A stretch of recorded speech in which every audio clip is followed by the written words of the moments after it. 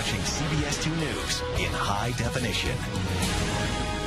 Good afternoon. I'm Mary Calvi. And I'm Rob Morrison, and we begin with breaking news on Long Island. A train smashes into a car. That car then bursting into flames. Cell phone video captured the fiery aftermath, and the MTA says 2 people in the car are presumed dead. CBS's Carolyn Gussoff is live in Brentwood. Carolyn. Mary, this afternoon, the scene here at the Brentwood train station is eerily quiet. Nothing but the charred remains of a Long Island Railroad equipment train behind me and the burnt-out shell of a passenger car.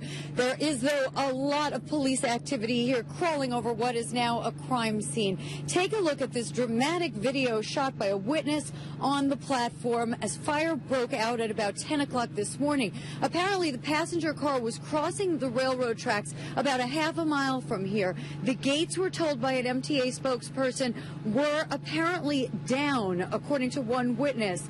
That's when the MTA says that the non-passenger train, it was an equipment train, it was not filled with passengers, came barreling down at a legal 80 miles an hour. That's the speed that they're usually traveling at. They struck the car. It pushed the car about a half a mile east towards the Brentwood train station, and then the fire spread from the car that was on fire to the front end of the train. According to the MTA, 2 people were in that car. They're presumed dead. The train was unoccupied, but for the crew, they escaped without injury. Meanwhile, witnesses on the platform say they saw the sudden burst of flames. Have a listen.